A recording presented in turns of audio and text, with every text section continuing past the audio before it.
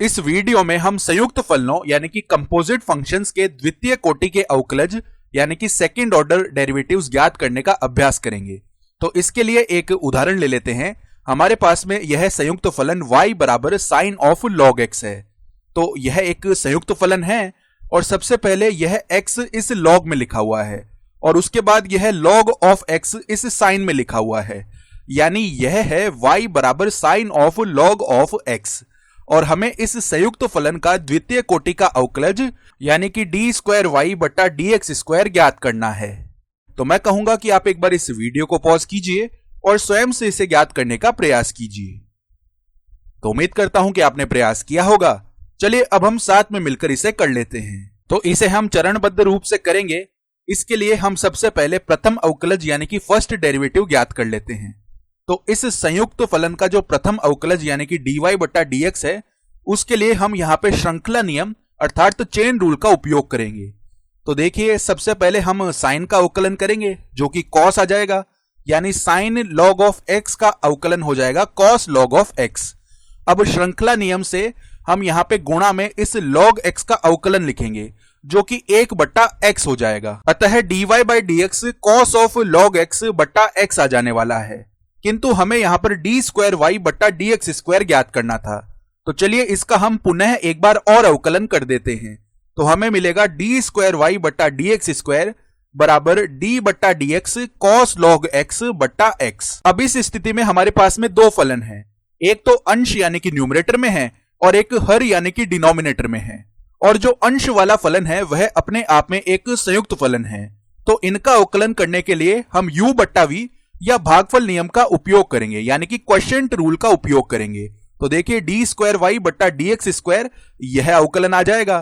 तो सबसे पहले हम क्या करते हैं, यह जो हर में x लिखा हुआ है इसका हम स्क्वायर कर देंगे और अंश में सबसे पहले इस हर को ऐसे का ऐसा ही लिख देंगे और इसके गुणा में इस अंश वाले cos ऑफ log x का अवकलन कर लेंगे और माइनस में अब यहां पर यह जो अंश में cos ऑफ log x लिखा हुआ है इसको ऐसा का ऐसा ही लिख देंगे और इसके गुणा में इस हर वाले x का अवकलन कर लेंगे। तो dx बट्टा x 1 होता है। तो इस तरह हमने y बराबर साइन log ऑफ x का द्वितीय कोटि का अवकलन यह ज्ञात कर लिया है। हमने यहां पर भागफल नियम का उपयोग तो कर लिया था, किंतु अभी हमें इस cos log ऑफ x का अवकलन भी ज्ञात करना है।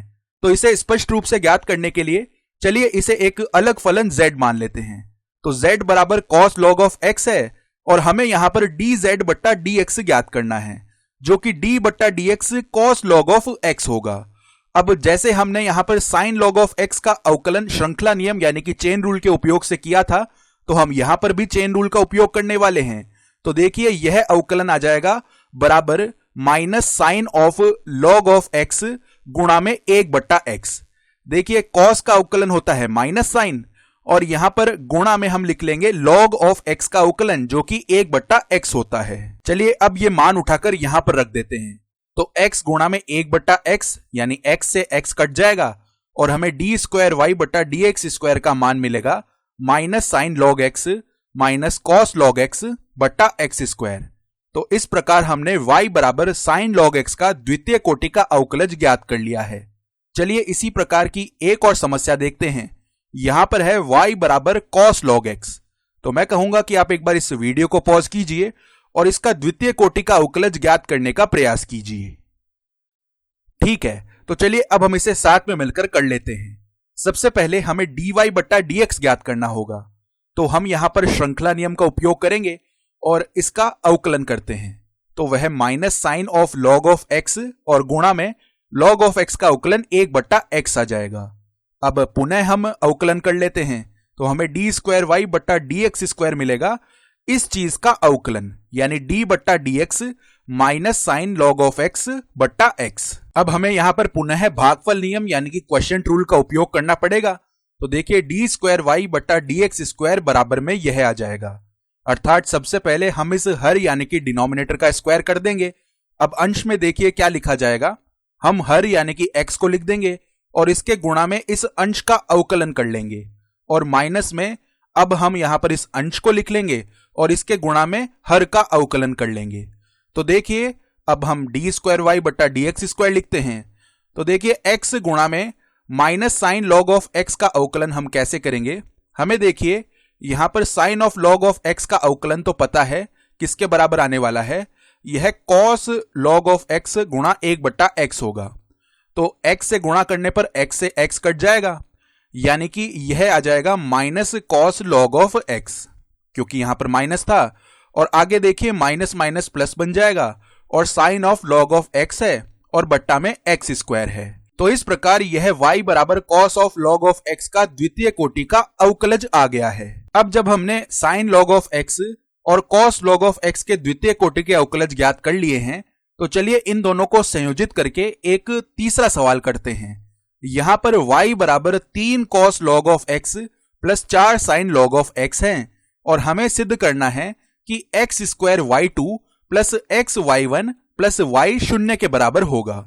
यहां पर देखिए यह y1 और y2 x के सापेक्ष y के प्रथम कोटि के अवकलज एवं द्वितीय कोटि के अवकलज हैं। तो इस वीडियो को एक बार पॉज कीजिए और यह सिद्ध करने का प्रयास कीजिए। इसे करने के बहुत से तरीके हो सकते हैं, आप कोशिश कीजिए कि इसे एकदम चरणबद्ध रूप से स्पष्ट तरीके से करें। अब चलिए साथ में मिलकर इसे कर लेते हैं। तो हम पहले तो y1 लिखेंगे, यानी कि प्रथम कोटि का अवकलज लिखेंगे, जो कि आ जाएगा 3d/dx cos log x plus 4d/dx sin log x। अब इनके मान तो हम पहले ही ज्ञात कर चुके हैं, यानी कि cos log x का अवकलन और sin log x का जो अवकलन है वे हम पहले ही पता कर चुके हैं। तो चलिए वे मान यहां पर रख लेते हैं। तो cos log x का अवकलन माइनस साइन log x बट्टा x होता है और sin log x का अवकलन cos log x बट्टा x होता है।